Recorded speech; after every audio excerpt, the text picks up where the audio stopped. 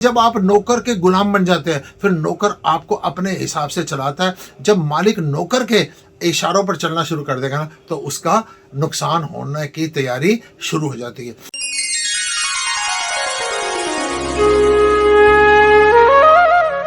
स्वामी जी, मेरा एक प्रश्न है कि मैं बहुत दिनों से जैसे आपसे अपने प्रश्न पूछता रहता हूँ। जैसे मैंने पीछे आपसे मन के ऊपर पूछा कि मन दुखी क्यों करता है, तो आपने कहा कि जब भी मन दुखी करे तो तुम सिर्फ उसको इतना समझ लो कि ये मन है, मैं नहीं हूँ, यानी कि मन के साक्षी हो जाओ।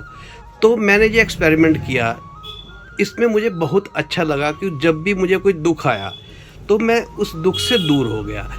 और फिर अचानक मुझे ऐसी अनुभूति हुई कि जब सुख आया तो मैं सुख से भी दूर हो गया। तो ये तो बड़ी मुश्किल आई कि मैं सुख का भी मज़ा नहीं ले पा रहा हूँ। मेन बात है मन को शांत कैसे करें। बात दुख और सुख की नहीं है कि सबसे पहली बात तो ये है कि जब भी कहीं पर भी गौ गोचर जहां लग मन जाही तिन ही जानिए माया भाई। जहां पर भी जो नजर आ रहा है या जो कल्पना कर रहे हैं, जहां पर भी मन जा रहा है, किसी भी कल्पना क्षेत्र में, किसी भी सपने में, किसी भी विचार में, जो भी हम थिंकिंग कर रहे हैं, जो भी हम सोच रहे हैं, इतना याद रखो कि ये मन की दौड़ है, ये केवल विचार है। मेरे को इस मन का साक्षी होना है कि मन परेशान कर रहा है, मैंने परेशान नहीं होना। ये लहरें हैं कि कोई लहर आई, बाढ़ का पानी आया और बाढ़ का पानी आपको बहा के साथ ले जाता है। ये बाढ़ का पानी क्या है? हमारे मन का वेग साथ ले जाता है। हम कभी दुख में बहते जाते हैं, कभी सुख में बह रहे हैं। और अगर आपने पैर जोर से धरती पर जमा लिए तो बाढ़ का पानी, ये लहरें आपको बहा के नहीं लेके जा सकती।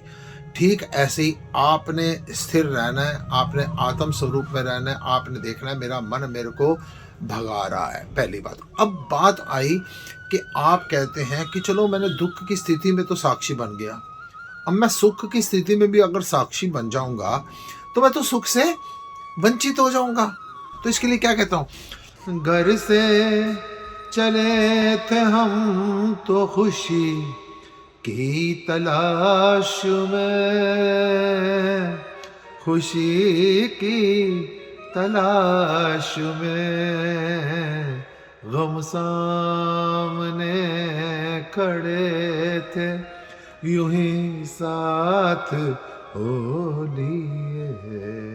याद रखना बेटा कि जिंदगी में सुख की चाहत में, इस मृग तृष्णा में भागते रहते और मिलता है दुख। आप छोटे थे, बचपन में सोचा था कि बड़े भाई को देखा या जवान लड़कों को देख और सोचा एक बार जवान हो जाऊं, पढ़ाई पूरी हो जाए, मजे आ जाएंगे। जैसे ही जवानी में पहुंचे आपने विचार किया बस शादी हो जाए, शादी के बाद आपने विचार किया बस बच्चे हो जाएं, बच्चों के बाद आपने विचार किया बच्चे स्टैंड हो जाएं, स्टैंड होने के बाद आपने विचार किया कि बस इनकी ये मृग तृष्णा, ये सुखों की चाहत आपको दौड़ाती रहती है और मिलता है अल्टीमेटली दुख। ऐसा नहीं कि सुख मिलता नहीं है, लेकिन क्या होता है कि जिस समय पर हम दूर से किसी चीज को देख रहे हैं ना, कि वो पद किसी संत को देखते हैं कि भाई संत मजा ले रहे हैं, हम भी अगर संत बन जाए ना, जब तक दूर से देख रहे हैं उनको लोग प्रणाम कर रहे हैं, उनको लोग उपहार दे रहे हैं, उनके खाने की व्यवस्था कर रहे हैं, उनके जयकारे लग रहे हैं। और जैसे ही संत की जगह पर पहुंच जाते हैं ना, तो देखते हैं इनका तो रात का सोना भी नहीं है, इनका तो जीवन में खाना भी नहीं है, ये अपनी मर्जी से खा भी नहीं सकते, जो मिल जाता है वाह वाह गुजरान फकीरां दी, कदी ते खांदे रुखी मिस्सी, कदी ते खांदे थाली खीरा दी। फिर आपको लगता है ना ना ये तो कोई जीवन ही नहीं है, इनका तो अपना ना खाना है, ना अपना सोना है, ना अपना बैठना है, ना अपनी मर्जी से। जिस चीज को भी आप दूर से देखते हैं ना, वो तब आपकी कल्पना होती है सुख की। ये सुख पर पहले जब तक अंकुश नहीं लगाया बेटा, तब तक याद रखना दुख कभी नहीं जाएगा। पहले हमने सुख के ऊपर पकड़ रखनी है। एक आदमी का देहांत हुआ और देहांत के बाद जब वो परलोक में गया तो यमराज ने पूछा कि कि बोलो पहले स्वर्ग जाना पसंद करते हो या नरक जाना पसंद करते हो? आपके अच्छे कर्म भी बहुत हैं, बुरे कर्म भी बहुत हैं। तो उसने कहा भाई पहले मेरे को दिखा तो दो होता क्या है। वो स्वर्ग में गया, वहाँ पर बिल्कुल शांति थी। कोई उपवन में पौधे लगा रहा है, कोई झरने के नीचे बैठा हुआ है, कोई सितार बजा रहा है, कोई अपना भजन कर रहा है, बड़ी शांति थी। बड़ा बेचैन सा हुआ देख के, कहते हैं नरक दिखाओ। नरक में क्या देखता है? बड़ी खुशियां हैं, सब डांस कर रहे हैं, नाच रहे हैं, गा रहे हैं। तो कहता है भाई स्वर्ग रहने दे, पहले नरक में ले चल। अब जैसे ही वो डांस देखकर, वो खुशियां देखकर, एंजॉयमेंट देखकर, विलासिता देखकर, भोग देखकर, जैसे ही उसने नरक में गया, दरवाजा नरक का बंद हुआ। इधर से एक बैंत पड़ा, इधर से लाठी पड़ी, इधर से जंजीरें पड़ी। कहते ये क्या? कहते भाई वो सुख जो थे ना, वो तुम्हारे को आकर्षित कर रहे थे, आगे नरक है। तो है क्या? हमने अपने मन को सिर्फ साक्षी बनाना है। अगर सुख की कल्पना में जा रहा है तो ये दुख में आखिर में फंसाकर हमारे को छोड़ देगा। कहीं सुख की भी कल्पना करे, हमने किसी के पीछे भागना नहीं है।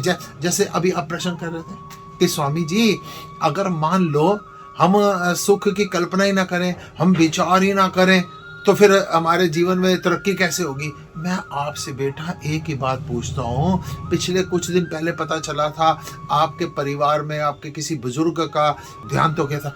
आपने कल्पना की थी? आपको पीछे एक दिन की बात है, आपको नुकसान हो गया था पैसों का। आपने कहा स्वामी जी आज 5,000। आपने पहले विचार किया था कि 5,000 रुपये गिर जाए? मेरे को कोरोना हो गया था, मैंने क्या कामना की थी मेरे को कोरोना हो जाए?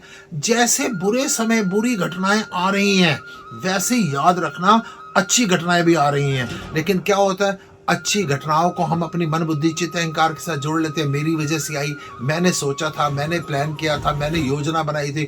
और जो बुरी घटना होती है उसको हम कहते हैं तेरा पाना मीठा लागे।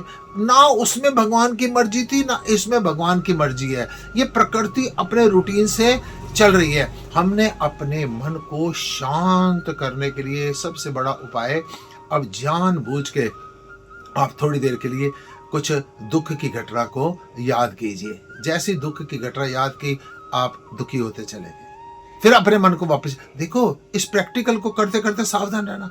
दुख की घटना आपने याद की और आपने दुखी होना शुरू कर दिया। फिर मुझको याद रखो, मेरी बातों को याद रखो, फिर मन को वापस ले आओ। अब किसी खुशी की घटना को याद करो और खुश होना शुरू हो जाओ। फिर आप खुश हो रहे, फिर मन को वापस ले आओ। इतना जरूर सावधान रहना, ये ना हो कि आप किसी दुख की घटना को याद करके अतीत में जो बीती हुई है या जो काल्पनिक है उसके साथ ही बह मत जाना। साक्षी बनकर दुख की घटना को याद करके उसके साथ जाओ और मन को वापस लेके आ जाओ। सुख की घटना को काल्पनिक या स्वप्न में या अतीत में जाओ, उसको याद करो और वापस आ जाओ। फिर बीच में स्थिर होकर बैठ जाओ। ना वो दुख मेरा था, ना ये सुख मेरा है। मैं आत्म स्वरूप हूँ, मैं शरीर नहीं हूँ, मैं मन नहीं हूँ। ये सब मेरे सब सेक्रेटरी हैं। सेक्रेटरी को मैंने छूट दे रखी है, मैं नौकर का गुलाम बन गया हूँ। जब तक नौकर पर आपका अंकुश रहता है, नौकर आपकी मन मुताबिक काम करता है, आप तरक्की करते हैं, आपकी फैक्ट्री तरक्की करती है, आपका घर तरक्की करता है, आपका समाज तरक्की करता है, आपका हर चीज़ तरक्की करती है। लेकिन जब आप नौकर के गुलाम बन जाते हैं, फिर नौकर आपको अपने हिसाब से चलाता है। जब मालिक नौकर के इशारों पर चलना शुरू कर देगा ना, तो उसका नुकसान होने की तैयारी शुरू हो जाती है। मन हमारा गुलाम बन के रहे, हम मन के गुलाम ना बने। ये साक्षी भाव से दोनों सुख और दुख को याद कर करके आप बीच में स्थायी रहे, दर्शक बन जाएं, साक्षी बन जाएं, ऑडियंस बन जाएं, दृष्टा बन जाएं।